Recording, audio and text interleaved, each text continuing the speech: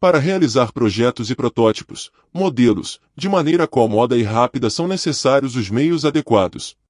Um grande número de pessoas que se interessa por eletrônica consegue realizar o projeto teórico de um circuito ou parte do mesmo, mas não costuma chegar à sua realização prática por diversos motivos que vamos analisar detalhadamente a seguir.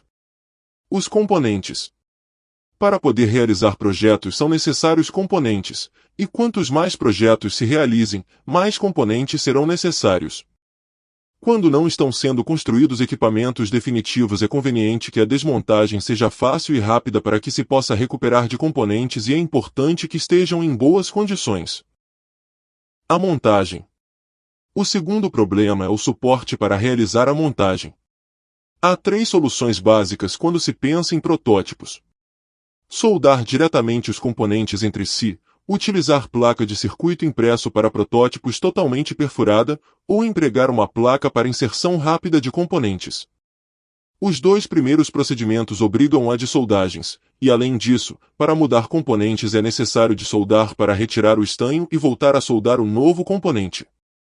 As de placas de inserção rápida têm um custo elevado, mas permitem a recuperação total do componente e principalmente a substituição.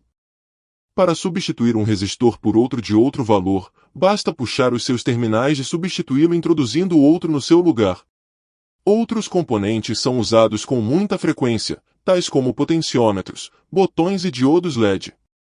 Estes componentes são comuns em muitos projetos e é conveniente tê-los instalados num painel. A solução.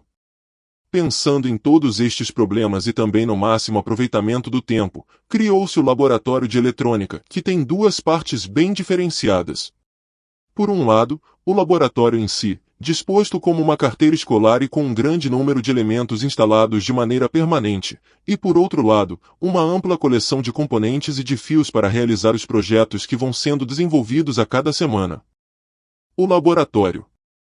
Este completo equipamento tem como peça principal uma placa de inserção rápida de componentes de encaixe, quer dizer, fixado e sem soldagens, com 665 pontos de inserção, que permite a fixação sobre a mesma de numerosos componentes e, portanto, a montagem de circuitos bastante complexos. A fila inferior se conecta diretamente ao negativo da alimentação, enquanto que a fila superior está conectada ao positivo da mesma em trechos de 5 orifícios com saltos de 1,5 volts de cada uma das pilhas de alimentação, até um máximo de 9 volts. Outras ajudas. Sobre o painel principal há uma fila de 8 diodos LED com conexão independente a cada um deles. O contato elétrico se consegue com a pressão que uma mola realiza sobre o fio que é utilizado para a ligação. É muito útil para fabricar indicadores luminosos ou para comprovar o funcionamento do circuito que se está experimentando. Também dispõe de uma fila de 8 botões com conexão independente que podem ser conectados e desconectados pela simples pressão de uma mola. O display digital de 7 segmentos incorpora os 7 resistores limitadores e facilita a rápida colocação em funcionamento dos projetos com circuitos contadores. O alto-falante permite que se escute o som dos geradores de áudio, do receptor de rádio e de outros circuitos. O instrumento de medida é utilizado em muitos circuitos e serão construídos diversos instrumentos mais complexos em diversos projetos, além de realizar as funções de um multímetro. O fototransistor se utiliza para projetos com luz. O comutador de 2 posições e 2 circuitos evita que você tenha que estar conectando e desconectando fios e facilita a realização de alguns circuitos ao comutar de maneira simultânea 2 circuitos. Rádio.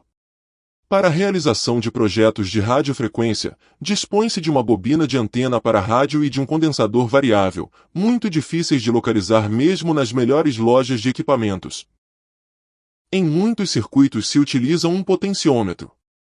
É mais cômodo dispor de um com um controle remoto para atuação manual, ainda que serão entregues vários de tipo ajustável para utilização na placa de inserção rápida. Também se dispõe de 3 molas auxiliares para utilização geral que não têm conexão pelo interior da placa e utilizam-se principalmente para conexões que vão ao exterior do laboratório. A alimentação se realiza através de 6 pilhas de 1,5 volts que se alojam no compartimento de pilhas que está incorporado.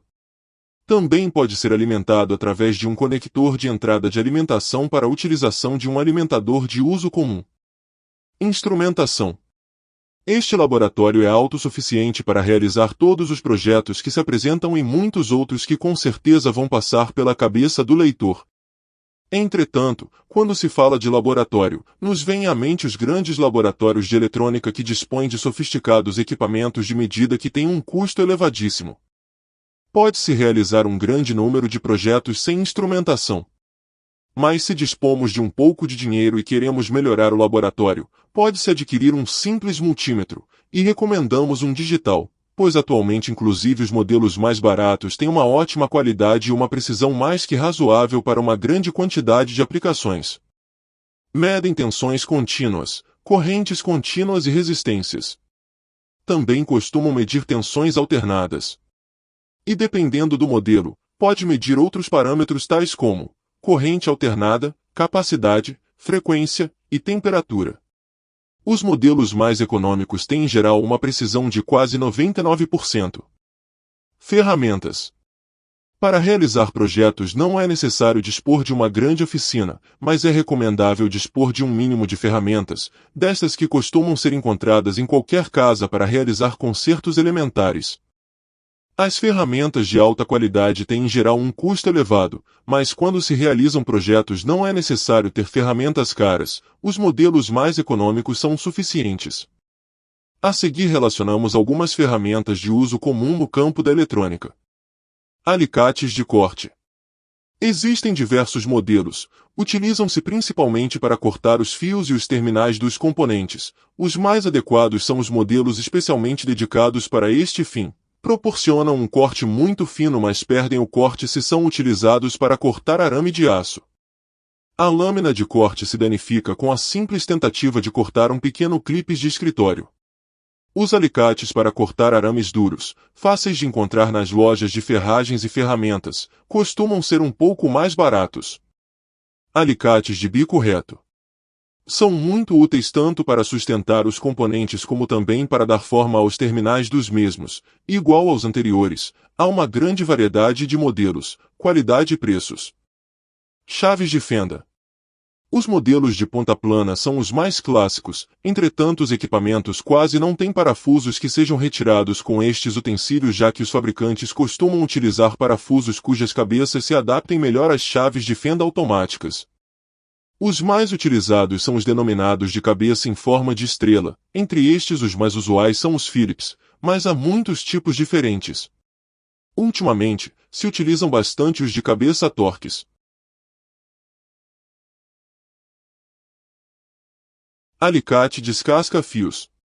Sob esta denominação tão comum esconde-se uma grande variedade de utensílios para retirar a cobertura isolante dos fios.